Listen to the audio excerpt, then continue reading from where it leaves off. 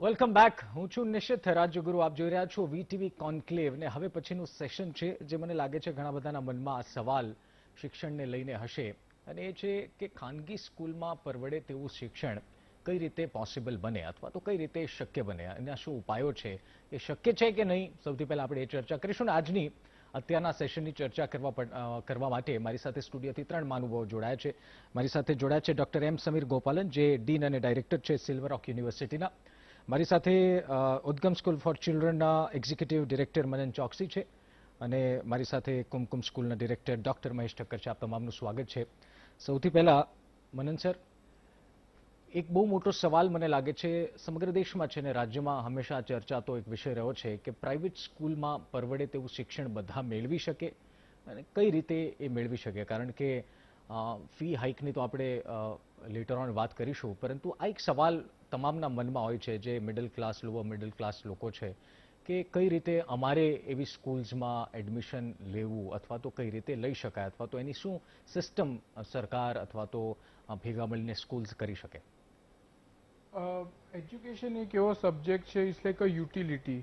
એટલે utility in the sense કે electricity હોય, પાણી હોય કે રોડ રસ્તા હોય, ડ્રેનેજ હોય, આવી રીતે એક જરૂરિયાતમંદ છે કે અમુક એરિયાની આજુબાજુ જ એક સ્કૂલ હોવી જોઈએ. એવું થાય કે જો એજ્યુકેશનમાં આપણે સ્કૂલોને જરૂર પૂરતી સ્કૂલોને જ્યાં જરૂર લોકોને છે ત્યાં સ્કૂલો ઊભી કરી દઈએ તો એ લોકોએ બહુ દૂર ના જવું જોઈએ. કારણ કે ઘણા એજ્યુકેશનની કોસ્ટમાં transportation is a major component. બીજું ઇમ્પોર્ટન્ટ વસ્તુ એ છે કે જેમાં તમે એવું કીધું કે જ્યારે આપણે મિડલ ક્લાસને પરવડે તેવી રીતે, આમાં મહત્વાકાંક્ષા એક મોટો રોલ પ્લે કરે છે. પરવડે તો એવું છે કે એજ્યુકેશનમાં there are so many schools, જેમ કે ગવર્મેન્ટ તો ફ્રી સ્કૂલ આપે છે, જેમ કે ગુજરાત બોર્ડની Gujarati medium school grant in aid available છે at a very low price. પણ અત્યારે મિડલ ક્લાસની એસ્પિરેશન એવું છે કે અમારા છોકરાને મને ભણાવવું છે ઇન્ટરનેશનલ સ્કૂલમાં કે ઇન્ટરનેશનલ સ્ટાન્ડર્ડવાળી સ્કૂલમાં, અને અમને પરવડતી નથી. સો એ વસ્તુ જાણવાની ઇમ્પોર્ટન્ટ એ છે કે કાં તો આપણે મહત્વાકાંક્ષાઓને અને એ લોકોની એબિલિટી ટુ પે જોડે મિસમેચ થઈ રહ્યો છે, અને કાં તો જે છે ને ઘણીવાર એવું થાય કે બહુ બધી સ્કૂલો અવેલેબલ છે પણ એમાં લોકોને નથી જવું. જેમ કે ગુજરાતી મીડિયમ સ્કૂલો અત્યારે બંધ થઈ રહી છે અને ઇંગ્લિશ મીડિયમ સ્કૂલો ચાલુ થઈ રહી છે. તો એ મિસમેચ છે તે ફાસ્ટર ગવર્મેન્ટ જો પ્રોસેસ કરી શકે તો શું થાય કે જે અમુક સ્કૂલો જેનું શોર્ટેજ છે એવું ના થાય અને સ્કૂલો બધાને મળી રહે તો ઓટોમેટિક એની કોસ્ટ ઓછી આવે.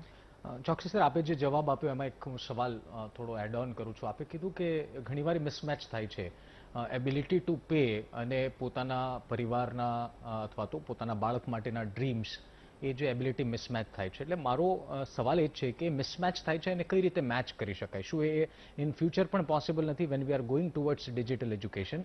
તો શું એ સમયે પણ એ પોસિબલ નથી થવાનું કે કોઈ પણ વ્યક્તિ કોઈ પણ શાળામાં એડમિશન માટે એટલીસ્ટ એપ્લાય કરે?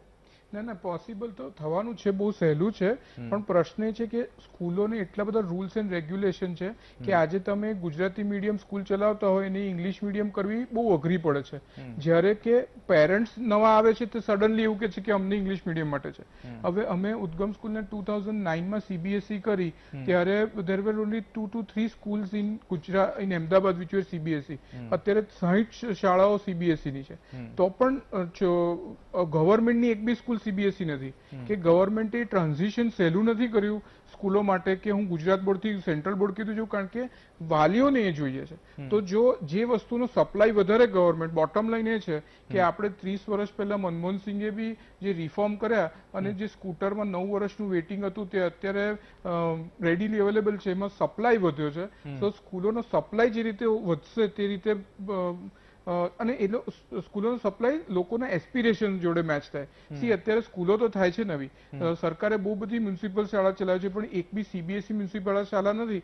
જે બોમ્બે કર્યું એક્સપેરિમેન્ટ, સ્કૂલો ઇંગ્લિશ મીડિયમ કેમ મ્યુનિસિપલ એએમસી કેમ મ્યુનિસિપલ સ્કૂલોને ઇંગ્લિશ મીડિયમ ના કરી શકે, એ જોઈએ છે લોકોને. હવે એના માટે ઝીરો કોસ્ટમાંથી સીધી 30,000ની ફી થઈ જાય તો ઓબ્વિયસલી મોંઘું પડે. એટલે આમાં મારો કહેવાનો એ છે મંતવ્ય કે લોકોના જે એસ્પિરેશન છે એ એમને સરકારે એને માટે રસ્તો આપવો પડે. પ્રાઇવેટ લોકો ચલાવે છે સ્કૂલ, ગ્રાન્ટીનેડમાં કોઈને ભણવું નથી તો ગ્રાન્ટીનેડને કેવી રીતે સીબીએસઈમાં કન્વર્ટ થાય એનું એક જો સિસ્ટમ આપે તો બહુ બધી સ્કૂલો કન્વર્ટ થાય અને જે લોકોને જોઈતું એવું જ્યારે સપ્લાય વધશે ફ્રી માર્કેટ ફોર્સિસ એ ફીસ ઘટાડશે. આવું બહુ બધી ઇન્ડસ્ટ્રીમાં થઈ ગયું છે અને ખબર નહીં એજ્યુકેશન ઇન્ડસ્ટ્રીમાં સરકારે એ મુદ્દે નથી વિચારતી કે સ્કૂલો વધારે કેવી રીતે સપ્લાય ઓછો કેવી રીતે સ્કૂલોનો સપ્લાય ઓછો સિમ્પલ ઇકોનોમિક રૂલ લાગુ પડી રહ્યો છે જે આપ સપ્લાય ચેનની વાત કરો છો સપ્લાય વધશે એટલે ઓટોમેટિકલી ઠીક છે. સમીર સર એક સવાલ જે મેં ચોકસી સરને પૂછ્યો એ છે કે ડ્રીમ્સ ઘણા બધાના હોય અને એમાં કંઈ ખોટું નથી કે કોઈ સપના જોવે અથવા તો કોઈ એવું વિચારે કે મારે આ કોલેજમાં ભણવું છે ને આપણે સૌ કોઈ જાણીએ છીએ કે કોલેજનું અથવા તો સ્કૂલ્સનું એજ્યુકેશન બહુ મેટર કરતું હોય છે અને એનાથી જ એક શરૂઆત થતી હોય છે એ અરોમાથી કે વ્યક્તિ સ્કૂલમાં રહીને શું શીખે છે અને શું નથી શીખતો. પરંતુ at the end of the story એક સવાલ એ આવી જાય છે કે ફી એ સ્કૂલની અથવા તો એ કોલેજની ફી કેટલી છે. શું એવા કોઈ આઈડિયાઝ ઇમ્પ્લિમેન્ટ ન કરી શકાય કે જેથી કરીને જેને જે વ્યક્તિએ અથવા તો જે વિદ્યાર્થીએ સ્કૂલ કે કોલેજમાં ભણવું હોય એને એ ભણી શકે અથવા તો એવા પ્રયાસ એટલીસ્ટ સ્ટેટમાં થાય? હવે એવું છે સર કે જ્યારે આપણે ફીઝની વાત કરીએ છીએ મોસ્ટ ઓફ ધ ફીઝ જે આપણી છે અહીંયા આગળ ગુજરાતમાં સ્કૂલ્સમાં અને કોલેજીસમાં જ્યારે પ્રોફેશનલ કે ટેકનિકલ એજ્યુકેશન છે ત્યાં already there is fee regulatory committee જે ઓલરેડી એ ફીઝને ધોરણ અને ધારા નક્કી કરતી હોય છે. હવે જ્યારે આપણે સ્વનિર્ભર અથવા તો સેલ્ફ ફાઇનાન્સ ઇન્સ્ટિટ્યૂટ્સની જે હાયર એજ્યુકેશનમાં વાત કરીએ તો બેઝિકલી એવરી આજે દરેક ઇન્સ્ટિટ્યૂટ જે સંસ્થા શિક્ષણ આપે છે they are there four quality અને ક્વોલિટીની વાત કરીએ somewhere if you try to આપણે જ્યારે કોસ્ટ અથવા તો ફી રિડ્યુસ કરવાની વાત કરીએ તો સમવેર પછી ક્યાંક ક્વોલિટી કોમ્પ્રોમાઇઝ થાય.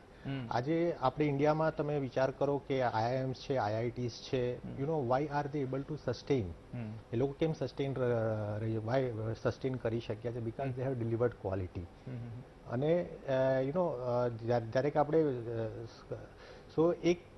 આપણે એક વિચારધારામાં લોકો એક વિચારધારામાં વિચારવું પડે કે મારે ક્વોલિટી એજ્યુકેશન જોઈએ. Yes we need to spend a little on the quality aspect. ક્યાંક આપણે ક્વોલિટી માટે quality comes with some cost because સારી ઇન્સ્ટિટ્યૂટ્સમાં સારા ટીચર્સ હોય સારા ફેકલ્ટીઝ હોય રિસર્ચ ઓરિએન્ટેશન હોય પેટન્ટ્સ ફાઇલ થતા હોય તો આનાથી સ્ટુડન્ટનું કે વિદ્યાર્થીનું જે ઘડતર છે એ બહુ સારી રીતના થઈ શકે છે.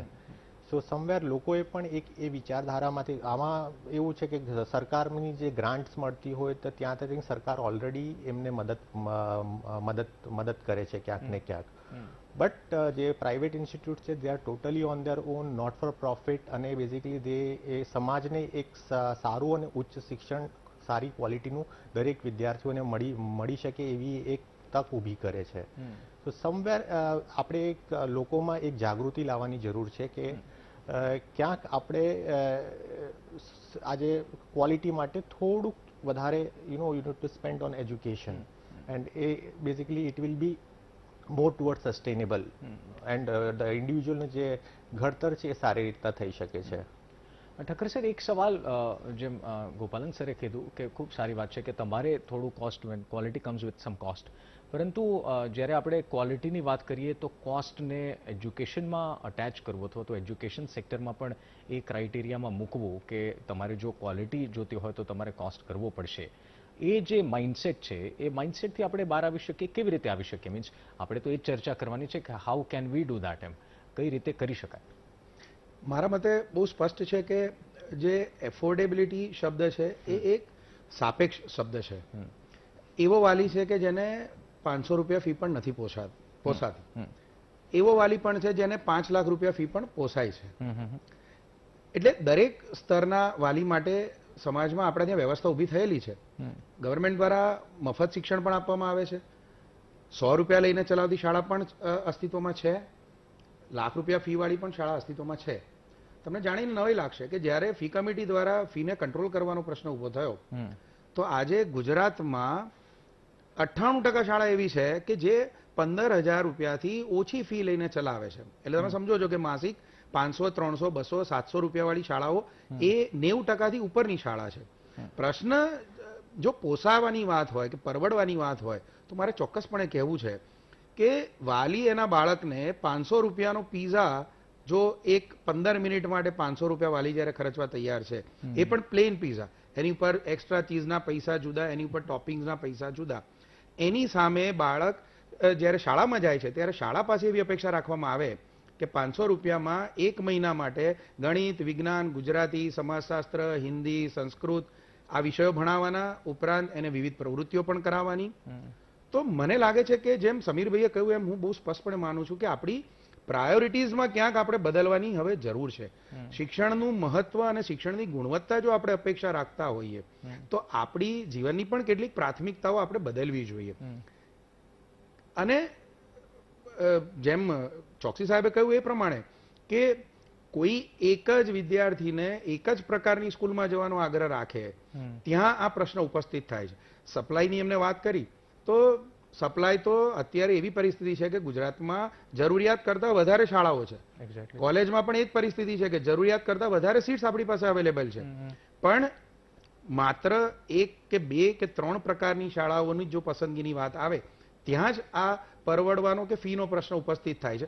બાકી બધી જગ્યાએ તો ઓન ધ કન્ટ્રી એવો પ્રશ્ન છે કે શાળાઓને કે શૈક્ષણિક સંસ્થાઓને નથી પરવડતું સંસ્થાઓ ચલાવી. એટલે વાઇઝા વર્ષા થઈ જાય છે 2-3 સ્કૂલને વાત કરતા. એટલે ઓફકોર્સ, કારણ કે કોને પરવડે આપણે એ ચર્ચા કરવી જોઈએ. ખરેખર તો આપણે વાલીને પરવડવાની વાત કરીએ છીએ. નહીં, વાલીને જ પરવડે. તો વાલીને તો સ્વાભાવિકપણે મેં કહ્યું એમ કે વાલીને પરવડે છે. સરકારને તો સરકાર તો એક વિદ્યાર્થી પાછળ 46,000 રૂપિયાનો પર સ્ટુડન્ટ પર યર ખર્ચ કરે છે. ખાનગી શાળા તો એ 8,000-10,000 એ બાળકને ભણાવે છે અને એના કરતા પણ વધારે શાળા ગુણવત્તા સાથે. મારું તો એવું માનવું છે કે જો આવીને આવી પરિસ્થિતિ રહી તો શાળાઓને નહીં પરવડે, શાળાઓ ચલાવી. અચ્છા, એક મુદ્દો પણ છે કે શાળાને પરવડે છે કે નહીં, પરંતુ એની ઉપર આપણે લેટર ઓન આવીશું. પણ સમીર સર અને ઠક્કર સાહેબે કીધું, ચોકસી સાહેબ, એક વિષય એ પણ છે કે હેબિટ્સ તમારી અથવા તો એજ્યુકેશન ઉપર પરિવારને કેટલું કોસ્ટ કરવું અથવા તો એની ઉપર વધારે ધ્યાન કેન્દ્રિત કરવું કે કદાચ અમે જો અહીંયા વધારે કોસ્ટિંગ કરીએ તો કદાચ અમને સારું શિક્ષણ મળે. તો આ જે આ સ્થિતિ છે, આપણે જોયું છે કે આ સ્થિતિ આજકાલ નથી, છેલ્લા 8-10 વર્ષથી આપણે જોઈ રહ્યા છીએ. પરંતુ હવે આવનારા સમયમાં શું? આવનારા સમયમાં હજુ મોંઘું શિક્ષણ થઈ જશે, હજી ખાનગી શાળાઓમાં ભણવું એનાથી ડબલ અઘરું થઈ જશે. કારણ કે એક તરફ આપણે જ્યારે વાત કરીએ મોંઘવારી વધે છે અને બીજી તરફ પેરેન્ટ્સ જે છે એ હંમેશા કહેતા હોય છે કે સ્કૂલ બહુ વધારે ફી લે છે. તો આ સિચ્યુએશનનું કોઈ સોલ્યુશન છે જ નહીં આગળના સમયમાં પણ? એટલે આમાં છે ને આપણે હું સીએ છું એટલે હું તમને થોડુંક આનું રીઝન આપું કોસ્ટ કેમ વધારે છે. સી આમાં what is the cost component. અત્યારે તમે પેટ્રોલ પુરાવા જાઓ તો પેટ્રોલની કોસ્ટ વધતી જાય છે. અમારા શિક્ષકોની છે ને વ્હીકલમાં બી પેટ્રોલ જ જાય છે. બોલો, અમને શિક્ષાથી તમારી ગાડી ચાલતી નથી એટલે અમારી બી અમારા શિક્ષકો સ્કૂલે આવે તો એમને બી પેટ્રોલ જ ભરાવવું પડે જે તમે પુરાવો છો. બીજી વસ્તુ એમને ખાવાના માટે લેવું પડે છે જે ખાવાની કોસ્ટ થાય છે. હવે જ્યારે અમારી 50% કોસ્ટ સીધી શિક્ષકોમાં જ જાય છે. કોઈ બી સંસ્થાની જો ને મિનિમમ 50% જે સપોઝ 100 રૂપિયા કમાય ને એમાંથી 50 રૂપિયા તો સીધા શિક્ષકોનો પગાર. બીજા રૂપિયામાં પણ મેન પાવર રિલેટેડ જ બધી સેલરીઝ હોય છે, જેમ કે હાઉસકીપિંગ કહો, સિક્યોરિટી કહો, કે તમે ઓફિસ ક્લર્ક કહો, કે પછી તમે માર્કેટિંગના માટે તમે ટેલિફોન ઓપરેટર રાખો, કંઈ બી રાખો. See the idea what I M trying to tell you is કે છેવટે મોંઘવારી અમને બી અસર કરે છે જેટલી પેરેન્ટને અસર કરે. અને પછી તમે એવું એક્સપેક્ટ કરો કે અમે જો ઇન્ક્રીમેન્ટ આપીએ નહીં, અમે મોંઘવારી પ્રમાણે અમારી જો ના કરે તો શિક્ષકોને બીજા ઓલ્ટરનેટિવ બિઝનેસીસ છે, જેમ કે એ લોકો ટ્યુશન ક્લાસીસ ચલાવી શકે. ટ્યુશન ક્લાસમાં કોઈ ફી રેગ્યુલેશન નથી અને કોઈ કમ્પ્લેન નથી કરતું. બીજી વસ્તુ એ છે કે એ લોકો એમના ઘરે બેસે, એ લોકો મેડ રાખે, એ લોકો કુક રાખે, એના કરતાં એ લોકો જાતે ખાવાનું બનાવે તો એમને વધારે પરવડે રાધર દેન અમારા ઓછા પગારની નોકરી કરવા માટે. એટલે અમારે પગાર માર્કેટ રેટ પ્રમાણે વધારવો પડે અને એનું કોણ બર્ડન સહન કરે? Obviously it goes to the parents. એટલે આખું એક વિશિયસ સાયકલ છે. મોંઘવારી વધે એટલે અમે પૈસા વધારીએ એટલે પેરેન્ટ્સ ઉપર બોજો વધે એટલે એ લોકો કે એક બાજુ અમને પેટ્રોલનો ભાવ વધ્યો, એક બાજુ અમારું ઘર વકરીનો ભાવ વધ્યો અને ઉપરથી સ્કૂલની ફી વધી. પણ અમે બી એ જ પાર્ટી છે, અમે વિક્ટીમ છે, અમે પેલા પરપેટ્રેટર નથી, અમે નથી કરતા મોંઘવારી.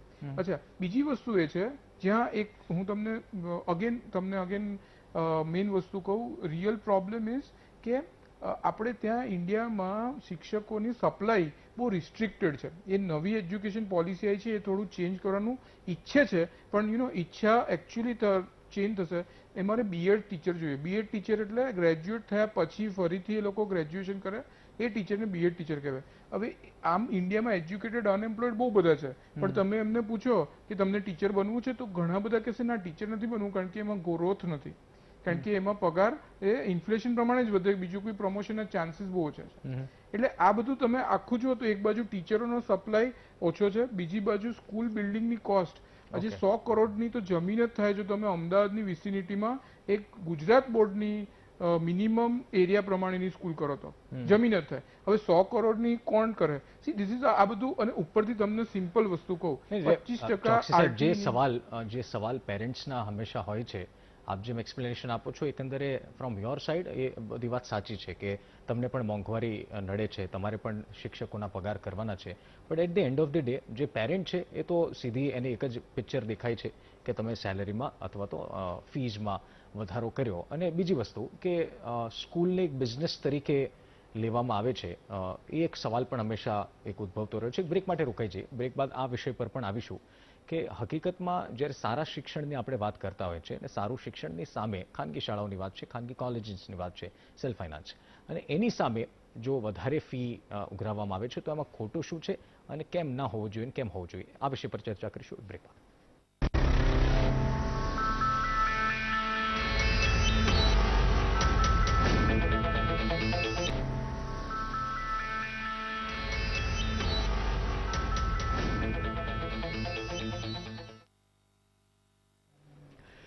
Welcome back. કોન્ક્લેવ આપ જોઈ રહ્યા છો અને ચર્ચા થઈ રહી છે એક એવા વિષય પર જે વિષય મને લાગે છે કે ઘણા બધા લોકોને અસર કરે છે. ઘણા બધા મનમાં એ સવાલ હશે અને ઘણા બધા પેરેન્ટ્સના મનમાં એ સવાલ હશે કે ક્યારે શક્ય બનશે કે ખાનગી શાળાઓમાં પણ અમારું બાળક આસાનીથી ભણી શકે, એવી ખાનગી શાળાઓ કે જેની વિશે આપણે હંમેશા વાંચતા હોઈએ છીએ, સાંભળતા હોઈએ છીએ. તો એ જ વિષયો પર ચર્ચા ચાલી રહ્યા છે. 3 મહાનુભાવો મારી સાથે જોડાયેલા છે. સમીર સર, જેમ ચોકસી સરે કીધું કે ઘણા બધા અપ્સ એન્ડ ડાઉન્સ છે, કોલેજ ચલાવવા માટે, સ્કૂલ ચલાવવા માટે પણ ખર્ચા થતા હોય છે ને શિક્ષકોને પણ પગાર કરવાનો હોય છે. જેમ ચોકસી સરે કીધું કે એમની વ્હીકલમાં પણ પેટ્રોલ જ જાય છે. તો આ સવાલ જ્યારે આપણે આ પર્સપેક્ટિવથી વિચારીએ તો સ્કૂલ કોલેજ આવા સમયમાં કે જ્યારે પેરેન્ટ્સ અને બધા જ લોકો એવી એક્સપેક્ટેશન રાખે છે કે ફી ઘટાડવામાં આવે અથવા તો ખાનગી શાળાઓનું જે ફીનું સ્તર છે એ એક લેવલમાં લાવવામાં આવે, જો કદાચ આવું થાય, સરકાર કદાચ વિચારણા કરે, તો કોલેજ અને સ્કૂલ ચલાવતા જે સંચાલકો છે એમને કેટલી તકલીફ પડી શકે, અથવા તો એ પર્સપેક્ટિવથી પણ આપણે જોવું જોઈએ. જ્યારે આપણે જેમ મનન સરે કીધું કે it is very costly for the educational ઇન્સ્ટિટ્યૂટ્સને પણ ચલાવવા માટે ઇટ્સ એ કોસ્ટ, જે કોસ્ટ આવતી હોય છે. હવે જ્યારે આપણે હાયર એજ્યુકેશનની વાત કરીએ અમે લોકો, જ્યારે ધ થિંગ ઇઝ અમારા લેબોરેટરીઝ છે, ફેકલ્ટીઝ છે, બેઝિકલી રિસર્ચ જર્નલ્સ જે ફેકલ્ટીઝને રિફર કરવાની હોય, સ્ટુડન્ટ્સને રિફર કરવા માટે આપવાનું હોય, સો દેટ ઓલ્સો એ બધામાં એક કોસ્ટ ઇન્વોલ્વ હોય છે. એ વિદ્યાર્થીઓ વાલીઓને કદાચ આ વસ્તુનો ખ્યાલ નથી આવતો. સો એક વસ્તુ પણ ધ પેરેન્ટ્સને પણ એક પોતાની રીતે પોતાની રીતે ક્યાંક એજ્યુકેટ થવું પડે કે વોટ આર ધ સંસ્થા ચલાવવા માટે what are the hidden cost પાછળ. જેમ કે ફોર એક્ઝામ્પલ હું તમને કહું, અમારી સંસ્થામાં TFW ના પણ વિદ્યાર્થીઓ આવતા હોય છે. સ્કૂલોમાં પણ કદાચ રાઇટ ટુ એજ્યુકેશન હેઠળ વિદ્યાર્થીઓ આવતા હશે. તો એમને પણ ભણાવવા માટે આજે સરકારે તો ગ્રાન્ટ આપી હોય કે 60 નો ઇન્ટેક કે 40 નો ઇન્ટેકના ક્લાસની, બટ જે એડિશનલી જે આવે છે ક્યાંક, તો એના માટે પણ જે એડિશનલી જે છોકરાઓ આવે છે RT કે TFWમાં, સંસ્થા એમની પાસેથી they do not charge anything, અને એ લોકોને free of cost as a corporate social response, as a institutional social responsibility એમને ભણાવતી હોય છે. સો ક્યાંક ને ક્યાંક એક બીજું એવું કરી શકે, જ્યારે આપણે પરડવાની વાત કરીએ છીએ, ક્યાંક સરકાર જે અમારા લેબોરેટરી ઇક્વિપમેન્ટ્સ માટે પરચેસ કરતા હોઈએ છીએ ત્યાં પણ અમને GST ભરવો પડતો હોય છે. તો ક્યાંક આવા મ્યુનિસિપલ ટેક્સીસ આવતા હોય છે, તો ક્યાંક આવા ટેક્સીસમાં એજ્યુકેશનલ ઇન્સ્ટિટ્યુશન્સને જે ફિક્સ્ડ કોસ્ટ જે એજ્યુકેશનલ ઇન્સ્ટિટ્યૂટ્સને ઇનકર કરવા પડે, ક્યાંક આમાં એજ્યુકેશન ઇન્સ્ટિટ્યૂશનને સબસિડી સરકાર આપે તો યસ પ્રોબેબલી કદાચ એક ક્યાંક આપણે the cost to the education ક્યાંક નીચે લાવી શકીએ બટ ત્યાં તો ક્યાંય કોમ્પ્રોમાઇઝ થતો નથી અગેન જ્યારે આપણે કોસ્ટ નીચે લાવવાની વાત કરીએ તો ડેફિનેટલી સારા ફેકલ્ટીઝ હોય એ સારી ઇન્સ્ટિટ્યૂટ્સમાં they will always try to go so એમને બેઝિકલી રિટેન કરીને રાખવા માટે સંસ્થામાં સો દરેક આજે એમ્પ્લોય કે ટીચરને પણ ઈચ્છા હોય કે એમનો પણ ગ્રોથ થાય ઇન્સ્ટિટ્યૂટ સાથે કે સમાજમાં સો એમને પણ રિટેન કરવા માટે હાયર એજ્યુકેશનમાં retention cost of faculties is very very high બહુ ઊંચું હોય છે સો ક્યાંક ને ક્યાંક એક બેલેન્સ ક્રિએટ કરવું પડે કોસ્ટ અને એક્સપેન્સીસની વચ્ચે. ઓકે ઠક્કર સાહેબ, એક જનરિક ક્વેશ્ચન છે એના રિલેટેડ ક્વેશ્ચન છે કે ખાનગી સ્કૂલો માટે એક છાપ ક્રિએટ થઈ ગઈ છે પેરેન્ટ્સમાં કે ખાનગી સ્કૂલ એટલે દર વર્ષે ફી વધારે, ખાનગી સ્કૂલ એટલે તોતિંગ ફી લે, એટલે આ છાપને ક્રિએટ કરવા માટે ખાનગી સ્કૂલ્સ કંઈ વિચારી રહી છે? કારણ કે એક વાત તો બહુ શ્યોર છે કે વિદ્યાર્થીઓ અને પેરેન્ટ્સ થકી જ સ્કૂલો છે અને સ્કૂલો છે એટલે વિદ્યાર્થીઓ આપણે કહીએ છીએ. તો આ જે કોમ્બિનેશન અથવા તો આ જે રિલેશન છે એ તો ક્યારેય જવાનું નથી. આવા સમયમાં આવી વાતો થવી કેટલું નુકસાનકારક લાગે છે અને એની માટે શું વિચારી શકાય અથવા તો શું કરી શકાય? પેરેન્ટ્સને શું આપ મેસેજ આપશો? બહુ સરસ વાત કહી કે ખાનગી શાળાઓ માટે આવી વાતો થતી હોય છે, ત્યારે મારો પ્રશ્ન એ છે કે આવી વાતો કરે છે કોણ? હું તો આપને પણ રિક્વેસ્ટ કરીશ, વીટીવીને પણ રિક્વેસ્ટ કરીશ, અન્ય સમાચાર માધ્યમોને પણ રિક્વેસ્ટ કરીશ કે આ પ્રકારની ડિબેટ જ્યારે થતી હોય, આજે કેટલી સરસ હેલ્ધી ડિસ્કશન થઈ રહી છે, આમાં ક્યાં એવી કોઈ નેગેટિવ વાત આપના તરફથી કે કોઈ પક્ષકાર તરફથી નથી થઈ.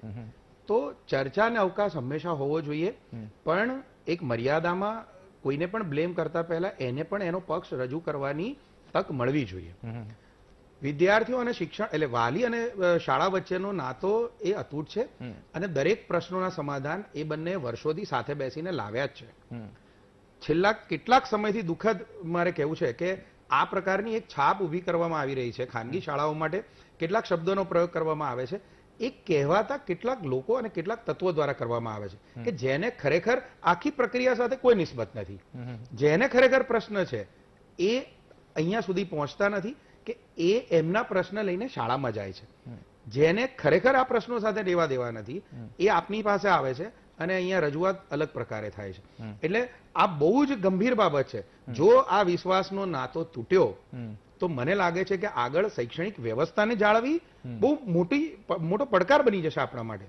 જે બાળક શાળાને એક મંદિર ગણે છે, જે બાળક શાળાના શિક્ષકને પોતાના ગુરુ ગણે છે, એના માટે જો આવા શબ્દો સાંભળતો થશે તો આવનારા સમયમાં મને નથી લાગતું કે એને વર્ગખંડમાં ભણાઈને શિક્ષા આપવાની પ્રક્રિયા સરળ રહેશે. એટલે આપણા સૌની એક સામાજિક જવાબદારી બને છે કે પ્રશ્નોની ચર્ચા ચોક્કસપણે થવી જોઈએ. જો કોઈ શાળા કે કોઈ સંચાલકની ભૂલ હોય તો એની સામે પગલાં પણ ચોક્કસથી લેવા જોઈએ. પણ જેનરિક સ્ટેટમેન્ટ જ્યારે આપવામાં આવે છે કે ખાનગી શાળા એટલે આ જ, એ ખરેખર બંધ થવું જોઈએ.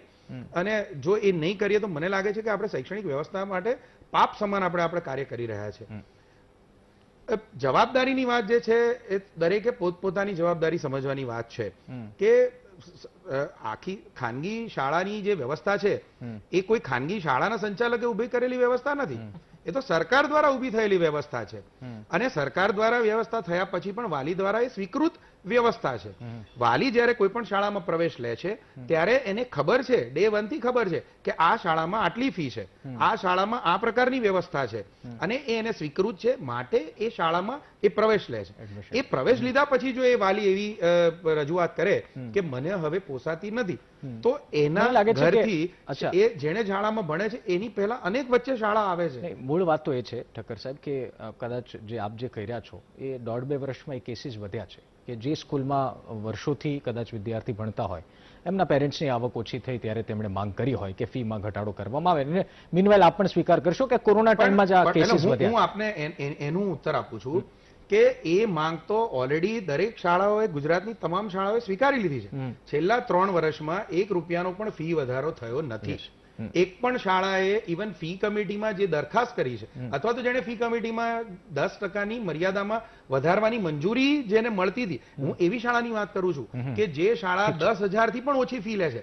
દાખલા તરીકે જેની વાર્ષિક 8,000 રૂપિયા ફી છે, એ શાળાને કાયદેસર 10% વધારવાની મંજૂરી છે, તેમ છતાં પણ છેલ્લા 3 વર્ષમાં એ શાળાએ 1 રૂપિયો પણ ફી વધારી નથી. સમયનો અભાવ છે. ચોકસી સર, 10 સેકન્ડ છે. ફી વધારાની જ્યારે વાત નીકળી છે, આ વર્ષે શું ફી વધારાશે અથવા તો સ્કૂલ્સ વધારવાની છે અથવા તો વધારવી જોઈએ? 10-20 સેકન્ડ છે મારી પાસે. વધારવી જોઈએ એનું કારણ એ છે કારણ કે એમને કીધું તેમ પ્રમાણે ઘણા વર્ષોથી વધી નથી અને 25%નું નુકસાન થયું છે. ઘણી અંડર યુટિલાઇઝ કેપેસિટી છે, ઘણી બેડ ડેટ્સ છે. આ બધાના એક તરફી સરકારનો નિર્ણય ઓલવેઝ સ્કૂલ વાલી તરફ હોય છે, સ્કૂલ સંચાલકો તરફ. અને આ વખતે પણ સરકાર જો વિચારે 25% માટે, તો શું એ એક્સેપ્ટેબલ હશે? માફ કરજો, જો મને કહો 25% નહીં, શાળા સંચાલકો 100% ફી માફી આપવા તૈયાર છે, પરંતુ જેને વાસ્તવિક જરૂરિયાત છે તેને. જો રાજ્ય સરકારનો કર્મચારી છે, એ કેન્દ્ર સરકારનો કર્મચારી છે, એને પૂરેપૂરો પગાર સરકારે ચૂકવ્યો છે, તો એ કેમ એ ફીમાં માફીની અપેક્ષા રાખે છે? અને એને 25% માફી આપવાના ચક્કરમાં જેને ખરેખર માફીની 100%ની જરૂર છે, એના 100% જઈ રહ્યા છે. અમે 100% આપવા તૈયાર છે, પરંતુ જેને જરૂરિયાત છે તેવા વાલીને. એટલે સ્કૂલ બાયફર્ગેટ કરી શકશે કે કોની જરૂરિયાત છે? ઓફકોર્સ અત્યારે પણ કરે છે. એ શાળાનો મારા વાલીને મારાથી વધારે સારી રીતે કોઈ ઓળખવાનો નથી. મારા વાલીના ઘરમાં દાળ બને છે કે ખીચડી બને છે એ મને ખબર છે. એટલે તમે વાવાઝોડું આવ્યું તો દરેક ખેતરમાં બધાને એક સરખી સહાય સરકારે નથી આપી. જેના આંબા પડી ગયા અને આંબા પ્રમાણે, અને જેને ખાલી ખેતર હતું એને એ પ્રમાણે સહાય હોય. ઠીક છે. આપ ત્રણેય મહાનુભાવોનો ખૂબ ખૂબ આભાર. ચોકસી સર, સમીર સર અને ડોક્ટર ઠક્કર, આપ તમામ અમારી સાથે જોડાયા બદલ ખૂબ ખૂબ આભાર. દર્શક મિત્રો, કોન્ક્લેવમાં એક ગંભીર વિષય પર આપણે ચર્ચા કરી કે ફી ખાનગી શાળાઓની છે, શા માટે વધારે છે, ઓછી થશે તો કઈ રીતે ઓછી કરી શકે, સરકાર શું આમાં કંઈક કરી શકે કે જેથી કરીને આ રાજ્યનો દરેક બાળક એવું શિક્ષણ મેળવી શકે કે જેનું ભવિષ્ય સુધારી શકે. તો એક બ્રેક માટે રોકાય. બ્રેક બાદ અન્ય સમાચાર મળે છે.